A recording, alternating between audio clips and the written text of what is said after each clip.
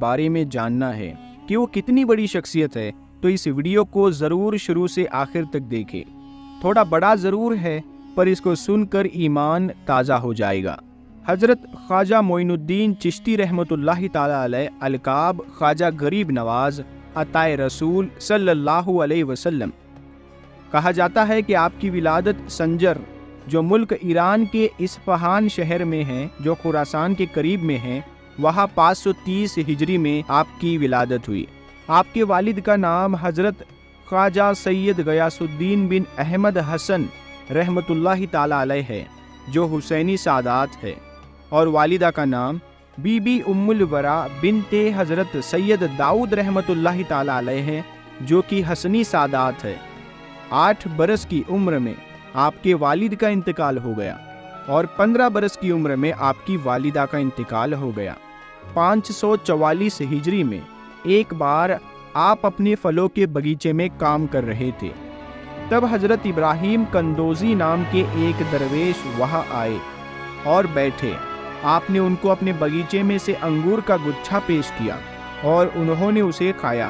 پھر مہمان نوازی سے خوش ہو کر اپنے تھیلے میں سے کچھ نکالا، پھر اس کو چبا کر خواجہ معین الدین کو کھانے کے لیے دیا۔ آپ نے خوشی کے ساتھ اس کو کھایا تو ان کے فیض و برکات سے آپ کے لیے علم و حکمت کے دروازے کھل گئے، اور آپ نے اپنا سب کچھ بیچ دیا اور اس رقم کو غریبوں اور محتاجوں کو خیرات کر دیا۔ پھر آپ سمرقند اور بخارا کی طرف علم دین سیکھنے کے لیے روانہ ہو گئے۔ 544 سے 550 ہجری تک آپ وہاں حضرت مولانا حسام الدین اور حضرت مولانا شرف الدین کے پاس علم دین سیکھتے رہے۔ 550 ہجری میں آپ کی ملاقات حضور غوث اعظم رضی اللہ تعالی عنہ سے ہوئی۔ آپ ایک کامل پیر تلاش رہے تھے کہ آپ نے خواجہ عثمان ہارونی رحمۃ اللہ تعالی علیہ کے بارے میں سنا۔ 552 ہجری میں آپ ان کے پاس گئے اور ان کے مرید ہوئے اور عبادت الہی اور خدمت مرشد کرتے رہے۔ ایک بار خواجہ عثمان ہارونی نے آپ سے کہا کہ معین الدین، نیچے دیکھو کیا دکھتا ہے؟ آپ نے نیچے دیکھ کر کہا کہ میں زمین کے اندر دیکھ سکتا ہوں۔ مرشد نے پھر کہا کہ اب اوپر دیکھو کیا دکھتا ہے؟ آپ نے اوپر دیکھ کر کہا کہ میں آسمان کے اندر دیکھ سکتا۔ مرشد نے پھر فرمایا کہ میں تمہیں اس سے بھی آگے پہنچانا چاہتا ہوں۔ پھر 22 سال مرشد کی خدمت میں گزارنے کے بعد ایک دن مرشد نے پھر بلا کر اپنی 2 انگلیاں آپ کی دونوں آنکھوں کے بیچ میں رکھی اور پھر فرمایا، معین الدین نیچے دیکھو کیا دکھتا ہے؟ آپ نے نیچے دیکھ کر کہا کہ میں تحت الثری تک دیکھ سکتا ہوں، یعنی 7 طبق زمین کے نیچے تک۔ پھر مرشد نے کہا، اوپر دیکھو کیا دکھائی دیتا ہے؟ آپ نے اوپر دیکھ کر کہا کہ میں عرش اعظم تک دیکھ سکتا ہوں۔ خواجہ عثمان ہارونی نے خوش ہو کر آپ کو خلافت عطا فرمائی۔ ایک بار آپ کے مرشد خواجہ عثمان ہارونی رحمۃ اللہ تعالی علیہ نے اپنے سب مریدوں کو جمع کر کے کہا کہ میں نے تمہیں جو علم سکھایا ہے اس میں کچھ کرامات پیش کرو۔ سب مریدوں نے باری باری کرامات سے کوئی چیز پیش کی۔ کسی نے سونا، کسی نے چاندی، کسی نے ہیرے جواہرات تو کسی نے دینار و درہم پیش کیے۔ خواجہ معین الدین نے روٹی کے ٹکڑے پیش کیے۔ سب مرید آپ پر ہنسنے لگے۔ اتنے میں دروازے پر ایک سائل نے آواز دی کہ میں کئی دنوں سے بھوکا ہوں، مجھے کھانے کے لیے کچھ دے دو۔ سب نے اپنی اپنی چیزیں اس کو دینی چاہیے، مگر اس سائل نے کہا کہ میں اس سونے چاندی ہیرے جواہرات دینار و درہم کا کیا کروں، مجھے تو کھانے کے لیے کچھ دے دو۔ پھر خواجہ معین الدین نے روٹی کے ٹکڑے اس سائل کو دے دیے۔ اس نے اسے لے کر آپ کو بہت ساری دعائیں دی۔ اس کے بعد خواجہ عثمان ہارونی نے فرمایا کہ اے معین الدین، تم غریب نواز ہو۔ 555 ہجری میں شیخ ضیاء الدین ابو نجیب عبد القادر سہروردی رحمۃ اللہ تعالی علیہ سے ملاقات ہوئی۔ 563 ہجری میں خواجہ عثمان ہارونی نے آپ کو جبہ مبارک عطا کیا اور اپنے ساتھ حج کو لے کر گئے۔ جب بیت اللہ شریف میں حاضر ہوئے تو آپ کے پیر و مرشد نے آپ کا ہاتھ پکڑ کر دعا کی، اے خداوند، میں اپنے معین الدین کے لیے تجھ سے 3 چیزوں کا طلبگار ہوں۔ غیب سے آواز آئی، اے عثمان، معین الدین کے لیے جو کچھ طلب کرو گے دیا جائے گا۔ یہ حکم پا کر آپ نے عرض کیا، اے خداوند، تو میرے معین الدین کو قبول فرما۔ ارشاد باری ہوا، ہم نے قبول کیا۔ پھر عرض کیا، میرے معین الدین کو مجھ سے زیادہ شہرت عطا فرما۔ ارشاد باری تعالی ہوا، ہم نے قبول کیا۔ پھر عرض کیا، میرے معین الدین میں اپنے جلوے اور اپنے حبیب صلی اللہ تعالی علیہ وسلم کی شان پیدا فرما۔ ارشاد باری ہوا کہ یہ دعا بھی میں نے قبول کی۔ آخری وقت میں اس دعا کا اس طرح ظہور ہوا کہ آپ کی وصال کے بعد آپ کی پیشانی مبارک پر عربی میں لکھا ہوا تھا، ھذا حبیب اللہ وما طافی حب اللہ، جس کا ترجمہ یہ ہے، یہ اللہ کا حبیب ہے اور اس کا وصال اللہ کی محبت میں ہوا۔ اس کے بعد جب مدینہ شریف پہنچے اور حضور صلی اللہ تعالی علیہ وسلم کو سلام پیش کیا، الصلاۃ والسلام علیک یا رسول اللہ، تو روضہ مبارک سے جواب آیا، وعلیکم السلام یا قطب المشائخ بحر و بر، اور تم پر بھی سلامتی ہو اے زمین اور سمندر کے بزرگوں کے قطب۔ 580 ہجری میں غوث آدم رضی اللہ تعالی عنہ سے دوبارہ ملاقات ہوئی۔ 582 ہجری میں اصفہان میں خواجہ قطب الدین بختیار کاکی کو مرید بنایا اور 585 ہجری میں سمرقند میں ان کو خلافت عطا فرمائی۔ 585 ہجری میں آپ خواجہ قطب الدین بختیار کاکی کے ساتھ حرمین شریفین گئے تو سرکار مدینہ حضور صلی اللہ تعالی علیہ وسلم نے خواب میں تشریف لا کر فرمایا، اے معین الدین، تم دین کے مددگار ہو، اب ہندوستان جاؤ اور وہاں جاہلیت کو دور کر کے لوگوں کو دین اسلام کا صحیح راستہ دکھاؤ۔ راستے میں بہت سارے صوفی اولیاء سے فیض و برکات حاصل کرتے ہوئے اور ہزاروں لوگوں کو اپنا فیض عطا کرتے اور دین کی صحیح راہ دکھاتے ہوئے آپ ہندوستان میں لاہور میں کچھ عرصے کے لیے رکے اور پھر وہاں سے 587 ہجری میں 52 برس کی عمر میں راجپوتانہ راجستھان کے علاقے اجمیر میں پہنچے، جہاں پتھوی راج چوہان کی حکومت تھی۔ اجمیر میں اس وقت ایک مندر ہوا کرتا تھا جو اجمیر کا سب سے بڑا مندر تھا، اور وہ مندر صرف راجاؤں اور رانیوں کی پوجا کے لیے خاص ہوا کرتا تھا۔ مندر کے ساتھ ہی ایک تالاب تھا جس کا نام انا ساگر تھا۔ ہندو اس تالاب کے پانی کو بہت ہی برکت والا سمجھتے تھے۔ ان کا ماننا تھا کہ جو اس تالاب میں نہا لے اس کے سارے پاپ دھل جاتے ہیں۔ اس مندر میں رات کو اتنے زیادہ دیے جلائے جاتے تھے کہ صرف ایک ہی رات میں 3.5 من تیل اس دیوں میں استعمال ہوتا تھا۔ آس پاس کے گاؤں دیہات مندر کے نام تھے اور ان دیہاتوں کی آمدنی مندر پر خرچ ہوا کرتی تھی۔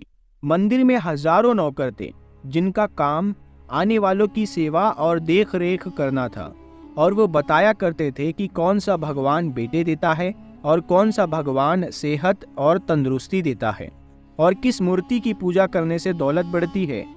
خواجہ غریب نواز رحمۃ اللہ تعالی علیہ وہاں آئے اور انا ساگر سے کچھ دوری پر چٹائی بچھا کر اپنے مریدوں کے ساتھ بیٹھ گئے۔ عصر کا وقت تھا، لہٰذا آپ خواجہ صاحب نے حضرت قطب الدین رحمۃ اللہ تعالی علیہ سے اذان دینے کو کہا۔ کفر اور شرک سے بھرے اجمیر میں اللہ کے ایک ہونے اور حضرت محمد صلی اللہ تعالی علیہ وسلم کے رسول ہونے کا یہ پہلا اعلان تھا۔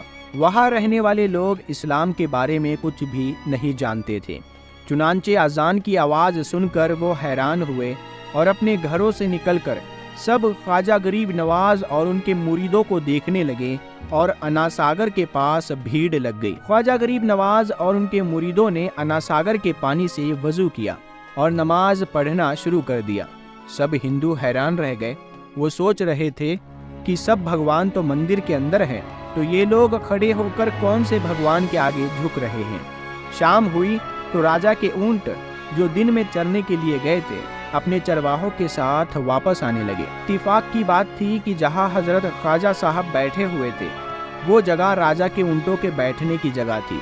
چرواہوں نے بابا صاحب سے کہا کہ او بابا صاحب، یہاں سے اٹھیے کیونکہ یہ جگہ راجا کے اونٹوں کے بیٹھنے کی جگہ ہے۔ خواجہ صاحب نے فرمایا، اتنا میدان تو خالی پڑا ہے، اونٹ تو کہیں بھی بیٹھ جائیں گے، کیوں بے وجہ ہم کو تنگ کرتے ہو؟ وہ لوگ نہیں مانے اور مسلح اٹھا کر ادھر ادھر کرنے لگے اور خواجہ صاحب سے بدتمیزی کرنے لگے، اور ان لوگوں نے آخرکار بہت بدتمیزی سے کہا कि ये राजा के ऊंटों के बैठने की जगह है और इधर राजा के ही ऊंट बैठेंगे। तुम लोग कहीं और अपना मुसल्ला बिछा लो। आखिरकार आप ख्वाजा साहब ने उठते हुए हजरत कुतुबुद्दीन से फरमाया, उठो कुतुबुद्दीन, ये कह रहे हैं कि ये ऊंटों के बैठने की जगह है, तो चलो मैं कहता हूँ अब यहाँ सिर्फ ऊंट ही बैठे रहेंगे। ये कहकर आप ख्वाजा साहब अपने साथियों समेत वहाँ से उठ गए और अगली सुबह जब ऊंटों को चराने के लिए ले जाने का वक्त आया और चरवाहों ने ऊंटों को उठाना चाहा तो उन्हें पता चला कि ऊंट उठ नहीं पा रहे हैं। उन्होंने ऊंटों को मार मार कर जबरदस्ती उठाना चाहा, लेकिन वो बैठे रहे। चरवाहे परेशान हो गए कि जो ऊंट उनके एक इशारे पर उठ जाते थे, आज वो क्यों नहीं उठ रहे हैं। आखिरकार उन्हें याद आया कि कल उस बाबा ने कहा था कि चलो अब यहाँ ऊंट ही बैठे रहेंगे। लोग जमा होना शुरू हो गए। कोई कह रहा था कि फकीर कोई बड़ा जादूगर है, किसी का मानना था कि वो कोई भगवान का नया अवतार है। तो ये बात राजा पृथ्वीराज चौहान तक जा पहुंची कि एक मुसाफिर फकीर ने राजा के ऊंटों पर जादू कर दिया है। राजा ने हजरत ख्वाजा मोइनुद्दीन चिश्ती को खबर भेजा कि तुम कैसे फकीर हो जो बेजुबानों को बांध के रखते हो, ये बेचारे भूख और प्यास से मर जाएंगे, इसीलिए मेहरबानी करके अपना जादू वापस ले लो। ख्वाजा साहब ने फरमाया, हम मुसलमान हैं और मुसलमान बद्दुआ नहीं करते और ना जादू करते हैं। जाओ, ऊंट जिसके हुक्म से बैठे थे उसी के हुक्म से खड़े हो जाएंगे। अब जो जाकर चरवाहों ने ऊंटों को उठाया तो पहली ही बार में वो उठ खड़े हो गए। गैर मुस्लिमों की दिलचस्पी इन मुसाफिरों में बढ़ने लगी। अब 5 वक्त की अजान होती और नमाज अदा की जाती। आखिरकार राजा तक ये बात पहुंच गई और उसको शिकायत की गई कि राजा साहब, जो फकीर आए हुए हैं सब के सब मुसलमान हैं, 5 वक्त अजान देते हैं और हमारे पवित्र तालाब को हाथ मुंह धोकर गंदा करते हैं, हमारे धर्म के खिलाफ बातें भी करते हैं और कहते हैं कि ये मूर्तियां पूजने के लायक नहीं, ये तो सिर्फ एक पत्थर है, इसीलिए इन्हें यहाँ से उठा लिया जाए। राजा पृथ्वीराज चौहान ने फकीरों को खबर भिजवाया कि तुम लोग गोश्त खाते हो, हमारे धर्म के खिलाफ बोलते हो और तो और हमारे पवित्र तालाब को अपने हाथ मुंह धोकर गंदा करते हो, जो हम कतई बर्दाश्त नहीं कर सकते। तुम्हारे लिए ये अच्छा होगा कि तुम यहाँ से चले जाओ। ख्वाजा साहब ने फरमाया, और भी तो दुनिया आती है, सिर्फ हमारे ही पानी लेने से आखिरकार क्या फर्क पड़ जाएगा। राजा कहने लगा, वो सब हमारे धर्म और हमारे मजहब के लोग हैं और तुम दूसरे धर्म के हो। आइंदा तुम लोगों ने तालाब को नापाक किया तो हम तुम लोगों पर सख्त कार्रवाई करेंगे। ख्वाजा साहब ने हजरत कुतुबुद्दीन रहमतुल्लाहि ताला अलैह से फरमाया, ऐ कुतुबुद्दीन, शायद ये लोग आइंदा हमारे पानी लेने पर कोई परेशानी खड़ी करेंगे। जाओ, एक मशकीज़ा पानी ले आओ। हजरत ख्वाजा कुतुबुद्दीन बख्तियार काकी ने फरमाया, चलिए हम अपना प्याला भर लेते हैं। उन लोगों ने उनको प्याला भरने से मना कर दिया, लेकिन फिर बाद में जाकर वो लोग इस शर्त पर मान गए कि तुम्हारे जिस्म पानी से ना छुए तो हम ये प्याला तुमको भरने देंगे।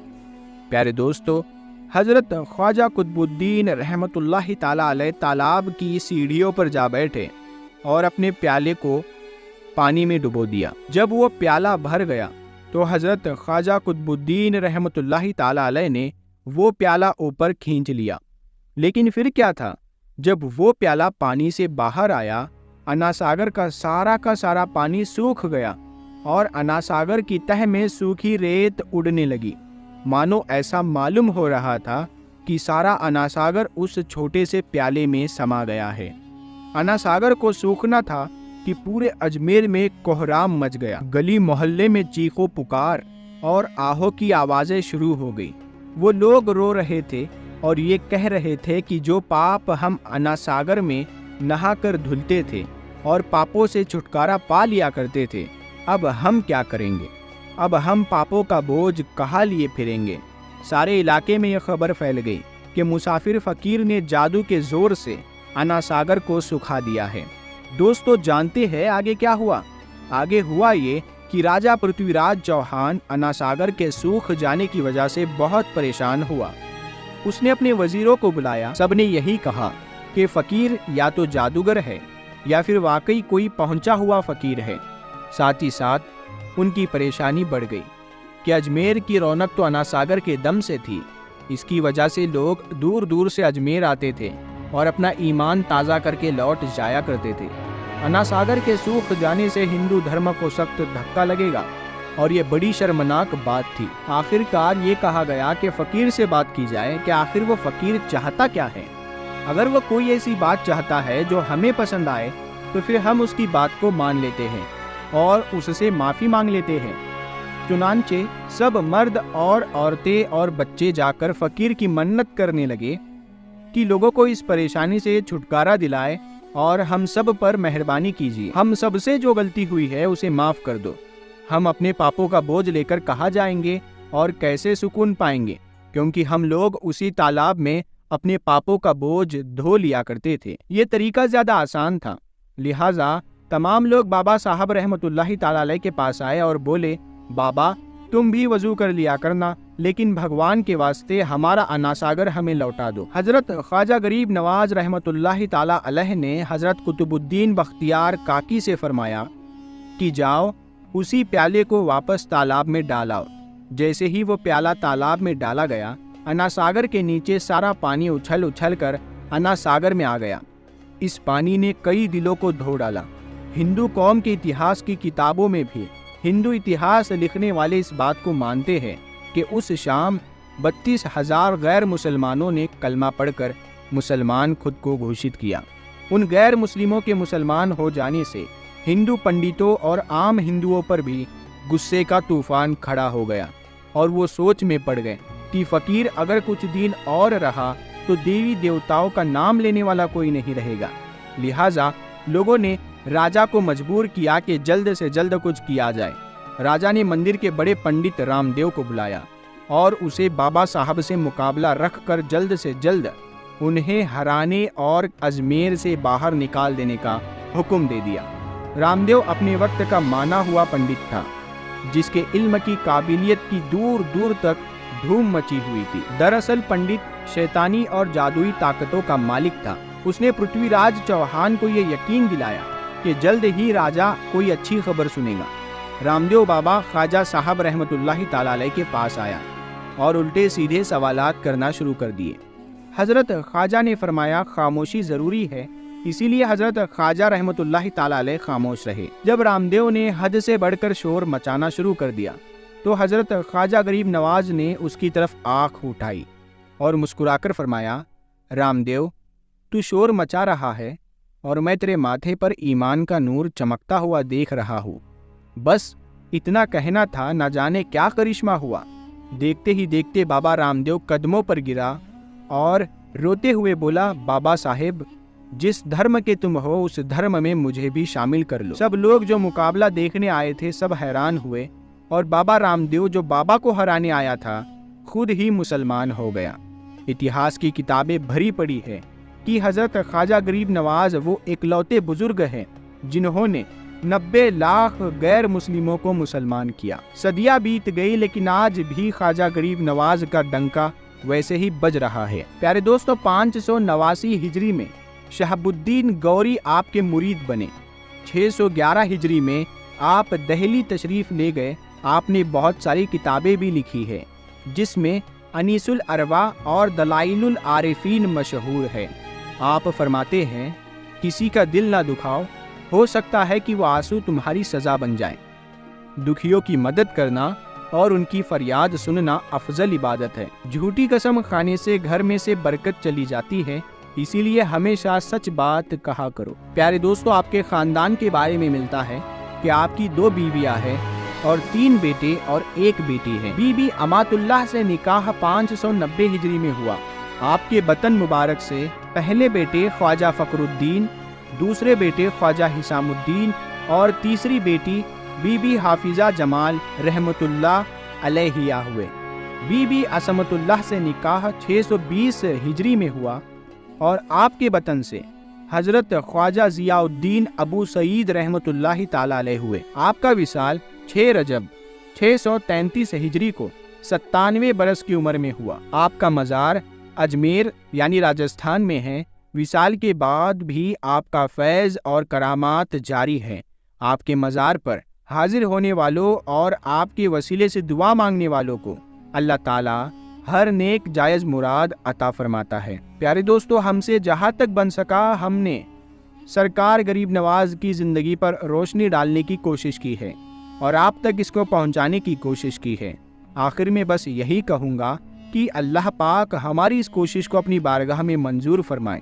اللہ تعالیٰ رسول صلی اللہ تعالیٰ علیہ وسلم کے صدقے میں اور خواجہ غریب نواز عطائے رسول کے صدقے میں ہم سب کو پکا اور سچا عاشق رسول بنائے اور سب کے ایمان کی حفاظت فرمائے اور سب کو دنیا اور آخرت میں کامیابی عطا فرمائے۔ آمین۔